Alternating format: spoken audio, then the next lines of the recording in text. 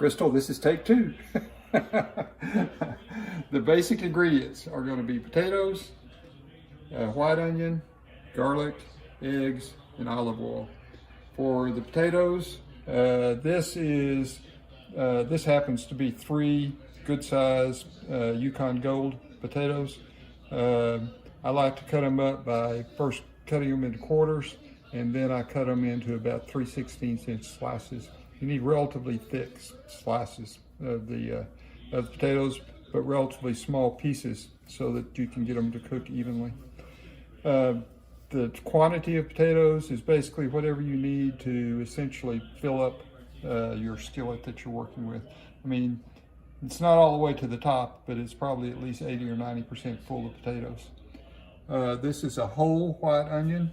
I like to cut the onion up into relatively large chunks, and then I cook it lightly so that when you are eating it and you bite into an onion, you know it when you get to a piece of onion, which is the way I like it. On the other hand, this is 7 cloves of garlic that I chop up just as fine as I can. I like a good garlic flavor, but I don't necessarily like to know when I've bitten into a piece of garlic. And then this is a half a dozen eggs, which should be enough for any size tortilla that you're likely to want to make. The olive oil uses a lot of olive oil, as you're going to see here in a few minutes. But the olive oil can be drained after you get through cooking the potatoes in particular. And this is olive oil that I've used probably 2 or 3 times. And so you can collect that and save it, and it keeps it from using quite so much olive oil each time. The only other ingredients are salt and pepper, and I'll show you those in a minute. All right, so I like to cook on an induction cooktop so that I can cook at really pretty low temperatures and really relatively easy control. I've started off, I've probably put 3 or 4 tablespoons of olive oil in this skillet, and I have the temperature set for 4 out of a range of 0 to 10. So this would be low to medium low.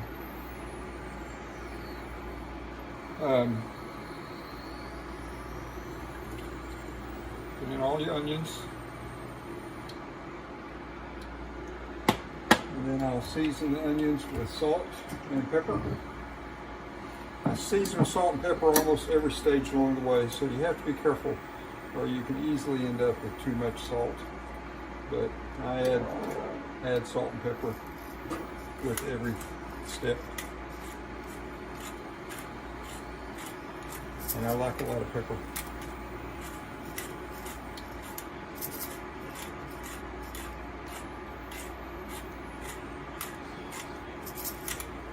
And I'll add pepper to the potatoes too. That's good.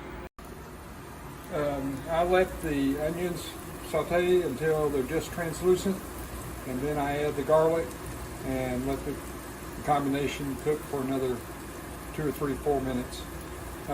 You look at some of the online recipes for cooking tortillas, they'll have them cook the onions, add the garlic, add the potatoes, add the eggs, all in one pot, and just keep adding and adding and adding. For me, I have the best luck if I cook them separately. And so what I'm going to do now is take the onions and garlic that I cooked, and I'm going to go to a strainer with a bowl underneath it so I can catch some of the oil, and I'm going to put everything in there and strain out the oil from the onions and the garlic. Okay? And so with that done, go back and put in a lot of olive oil. So that's olive oil that I've used with previous tortillas. And then I'm going to add the potatoes and try to break them up so that they don't clump too badly.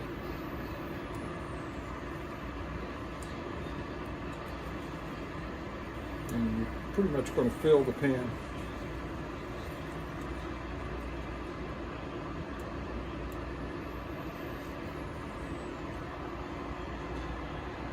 So here's another thing that I've learned over many tortillas, and that is that instead of trying to fry the potatoes and turning them into oil, what I'm going to do is put enough oil in there to essentially cover them so that I can bring the oil to a boil and have all the potatoes submerged at the same time.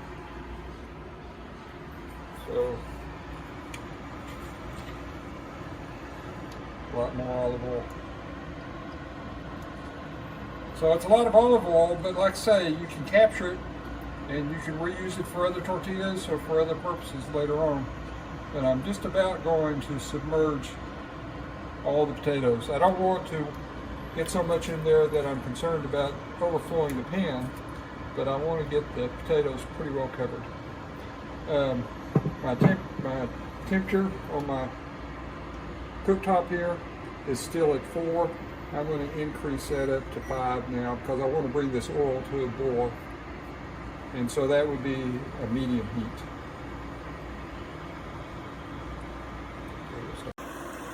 All right, so you can see the way I brought this to a boil, and all the potatoes are completely submerged. I've cooked them until the potatoes are cooked all the way through, but they're not falling apart. They're just soft. Okay. Now, danger here. We're going to transfer over to strain these potatoes out. So watch out for the hot grease. I'm tipping it back. And so I'm going to put it through the same strainer that we did before with the onions.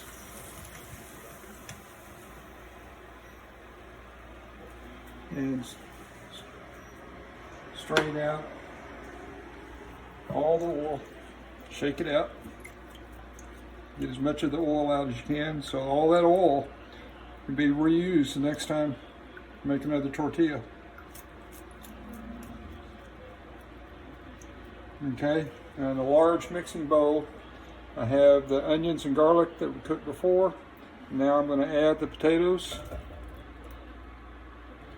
And I've got the half dozen eggs that have been scrambled.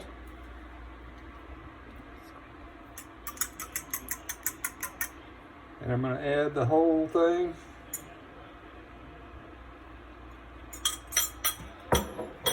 Going to put in salt and pepper.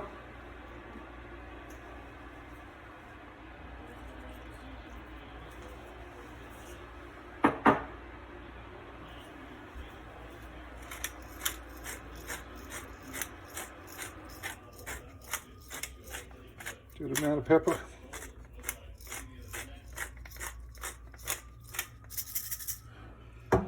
And then stir the whole thing up till you have a good mixture.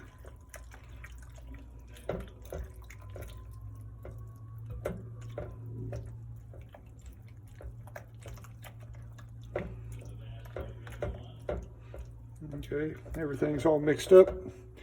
Go back to the pan, and I'm going to go back to a medium heat, 4 out of 10, and just pour all this in. This is a good non-stick pan, and having a non-stick pan is really important. I've never tried to do this in a cast iron skillet. I don't know how that would work. All right, so smooth it all out. Try to get it as even as you can.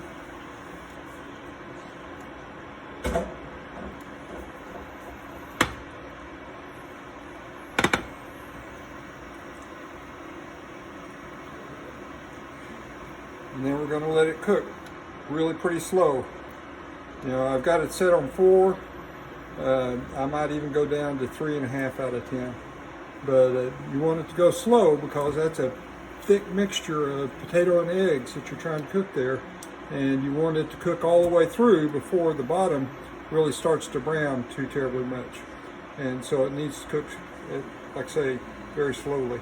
So I think I'm going to do that. I'm going to reduce the temperature or the power to 3.5 out of 10.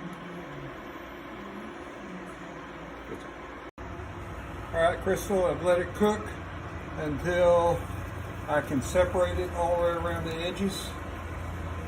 And if you push it up, you look underneath, you can see it's really browning underneath, so you really can't let it go too much longer.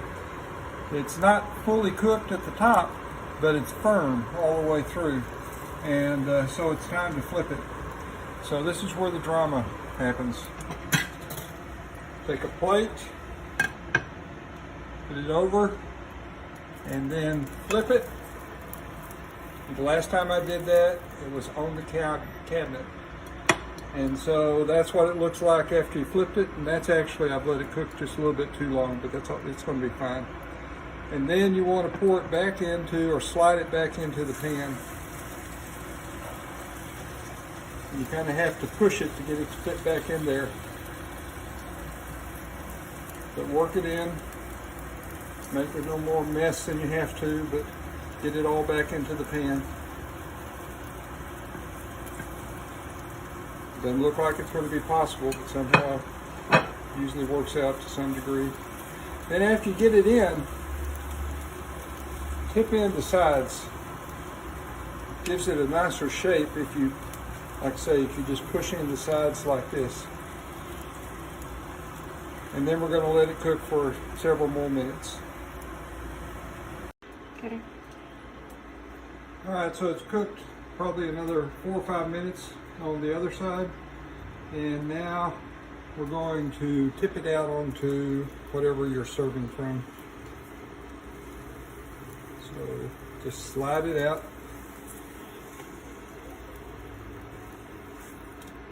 And that's a tortilla.